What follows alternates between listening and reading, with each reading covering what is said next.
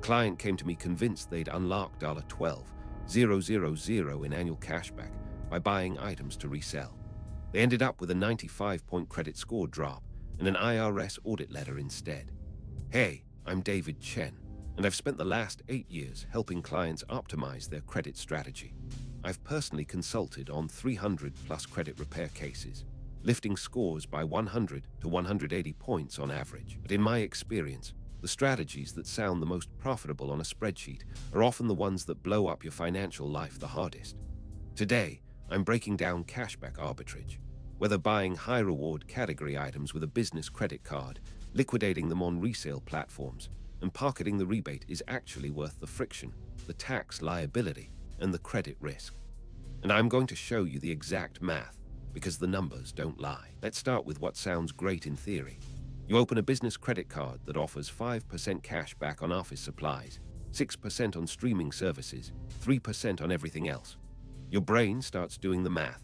Buy a $5,000 printer on the supplies category, flip it on Facebook Marketplace for $4,200, pocket the $250 cashback. Repeat 50 times a year. That's $12,500 in pure rebate income with minimal effort, right? Wrong. And here's why I've seen this strategy create our clients' credit profiles and attract IRS scrutiny. First, let's talk about credit utilization, because this is where most people get blindsided. Your credit utilization ratio is the percentage of your available credit you're actively using, and it accounts for 30% of your FICO score. The benchmark is brutal. If you exceed 30% utilization, you start losing points. If you're above 50%, you're in dangerous territory. And if you hit 80% or higher, your score can drop 50 to 100 points in a single reporting cycle. Last year, I reviewed a client's profile. Let's call him Marcus, who thought he'd be clever. He got a $25,000 credit limit on a Chase Inc. Business Preferred card. He wanted to run a test of the arbitrage model. Buy $15,000 in electronics, resell them, claim the cashback. The problem, when he made that $15,000 purchase, his utilization on that card jumped to 60%. His credit bureau reported it. His FICO score went from 782, that's super prime territory, scoring above 800 is the golden standard, down to 701 in 30 days. That's an 81-point hit, and he hadn't even made a single resale transaction yet. Here's the scary part. Even if he paid off that $15,000 purchase 2 days later, the damage was already done because the credit bureau had captured the snapshot of that 60% utilization. It took him 6 months of discipline and a 10% utilization to climb back above 750. So the math starts getting messy really fast. You need enough credit limit to make the arbitrage volume worth the time.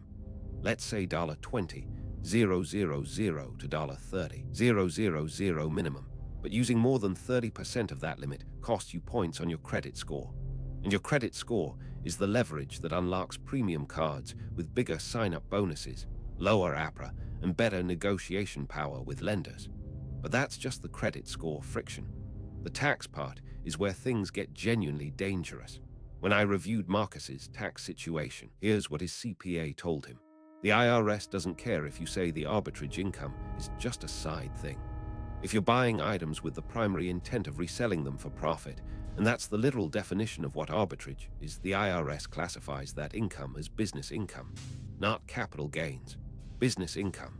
That means it's subject to self-employment tax, which adds 3% on top of whatever your normal income tax bracket is. Let's do the real math. Say you execute 40 transactions a year, averaging $250 in cashback per transaction. That's $10,000 in gross cashback rebates. But now apply self-employment tax. $10,000 times 15. 3% equals $1,530 in additional tax liability just from the self-employment side. Then add your marginal income tax rate. If you're in the 24% federal bracket, that's another $400. Suddenly, that $10,000 in free money cost you $3,930 in taxes. Your actual net is $6,070. And that's before you factor in the time cost, the platform fees, the shipping friction, and the risk. Which brings me to the third problem: card issuer detection. Credit card companies have sophisticated fraud and abuse monitoring systems. They're trained to detect unusual patterns, and buying $5,000 items every few days and then liquidating them on resale sites is a pattern. When I worked with a client named Sarah who ran this strategy for 3 months, she hit the issuer's radar in week 8. Chase flagged her account for potential arbitrage activity, froze her $30,000 credit limit, and demanded a detailed explanation of her purchasing pattern. She never got that $30,000 back. The account was closed, and a closed account impacts your average account age, which is 15% of your FICO score. When Sarah's account closed, her average account age dropped from 3 years to 8 years. Her score fell another 47 points. It took 3 years of perfect payment history on other accounts to recover that damage. Now, let me show you what actually works. The strategies I recommend to clients who want to maximize their cashback and credit benefits without the legal or financial risk. First, category stacking, not arbitrage. A legitimate business credit card like the Chase Inc. Business Preferred offers 3x points on up to $150,000 in combined purchases per year in the categories of internet, cable, phone, and the first $25,000 in office supplies, then 1x on everything else. That's not arbitrage. You're using your business's actual expenses, your real internet bill, your real software subscriptions, your actual office supplies, and funneling them through the highest reward category. I had a client, Thomas, who ran a digital marketing agency. His real monthly expenses were $2,400 in SaaS software, $800 in internet and phone, and $300 in actual office supplies. He consolidated all of those to the Inc. Business Preferred, which was earning him 3x points on each category. Over a year, that's $43,200 in category spend times 3x equals $129,600 Chase points. At Chase's current redemption value of 1 cent per point, as of Q4 2024, that's $1,296 in value, purely from using the card correctly on his real expenses. No arbitrage, no IRS red flags, no credit utilization risk, because he paid off the card in full every 30 days. Second, sign-up bonus optimization. This is where the real money is, and most people don't realize it. A Chase Inc. Business Preferred currently offers $120,000 bonus points after you spend $15,000 in the first 3 months. That's $120,000 times 1 cent equals $1,200 in value, just for opening the card and spending what you'd spend anyway. The Amex Business Gold offers $75,000 membership rewards points after $10,000 in spend in the first 3 months. That's $750 in value at a conservative redemption rate.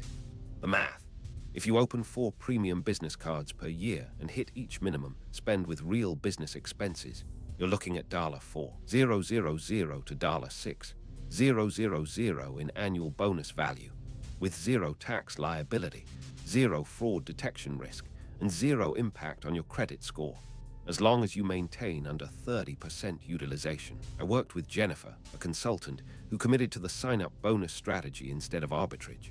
She opened 3 cards per year, hit the minimum spend with her real business expenses, software, contractors, travel, collected the bonuses, and locked in $4,800 per year in pure value.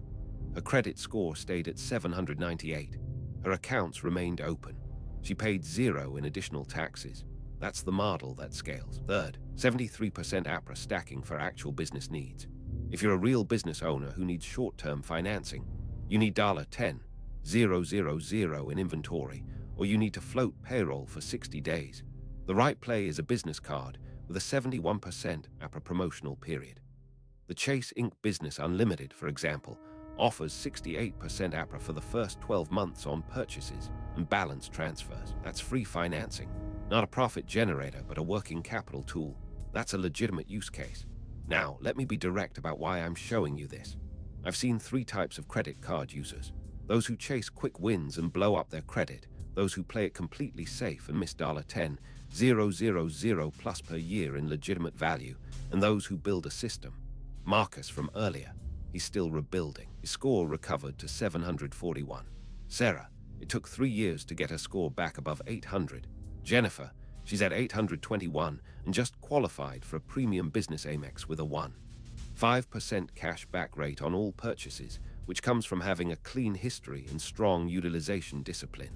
Here's what I want you to take away. Your credit score is not a number to game. It's a number to grow. Every point matters because every point unlocks access to better terms, lower rates, and more leverage in your financial life. A 50-point difference between 750 and 800 is the difference between qualifying for a $100,000 line of credit at 8% APR versus a $500,000 line at 4.5%. That's real money. That's leverage. Cashback arbitrage might generate $6,000 to $10,000 in net annual value if you execute it perfectly and never get caught. But it costs you optionality. It puts your credit score at risk. And in my experience, the clients who actually win at credit strategy are the ones who think in years, not quarters. So here's my challenge to you. If you're tempted by arbitrage, ask yourself this. Am I doing this because it's the best risk-adjusted return or because I'm chasing a quick win? Because if it's the latter, I'd rather see you invest that energy into something boring but bulletproof. Sign-up bonuses, category stacking, disciplined utilization management. If you found this breakdown valuable, subscribe to Credit Mastery for more strategies that actually protect your credit while maximizing your benefits. And drop a comment below. Have you ever tried cashback arbitrage?